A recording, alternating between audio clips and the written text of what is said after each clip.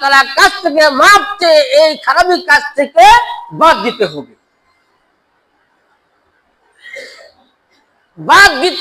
বাদ দিয়ে তওবা করে আল্লাহ তাআলার ক্ষমা চাইতে হবে যে আল্লাহ আমাকে এরকম অপরাধী কাজ থেকে আমাকে হেফাজত করো, আল্লাহ তাআলাকে চাইতে হবে।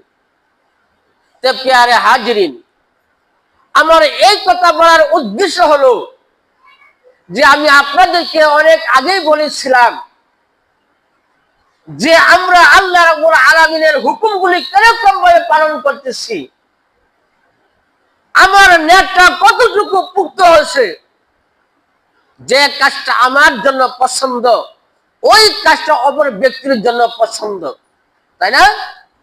তাহলে আমি যেহেতু আপনাদেরকে বলেছিলাম যে আপনার সামাজিক ভিত্তিক যারা আছেন বেশি না মাত্র 1000 করে টাকা দেওয়ার জন্য, মাত্র 1000 করে টাকা দেওয়ার জন্য অনেকে দিচ্ছেন, আলহামদুলিল্লাহ।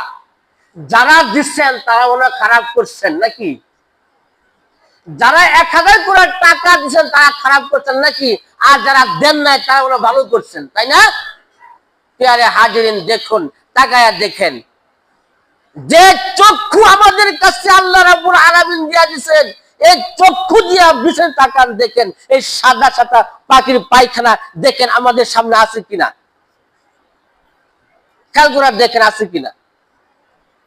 আছে, দেখা যায়।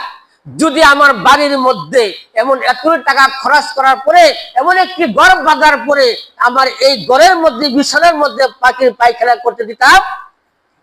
কি কন? দিতাম না। এত টাকা খরচ করার পরে আমার ঘরের মধ্যে পাখি পায়খানা করবে, সম্ভব না।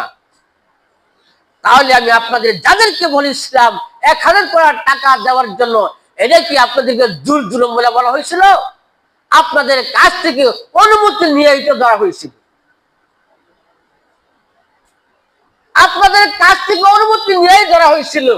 তাই এখনো আমরা দেখেন, আমরা নামাজ পড়তে আসতেছি কিন্তু পাখির পায়খানার মধ্যে আমরা বসে আছি। আমরা কতটুকু ইমানদার দাবি করতে পারি? হ্যাঁ, কতটুকু ইমানদার দাবি করতে পারি? প্রিয় হাজিরিন, আমি আপনার যখন মৃত্যুবরণ করব তখন আমার সাথে টাকা দেয়া দিবে মনে হয় নাকি? কর ওই সম্পদ দেয়া দিবে না। সেই জন্য আমরা যে ইবাদত গুলো করতেছি, এই ইবাদতের দ্বারা জান্নাত তো দূরের কথা, জান্নাতের বাসনা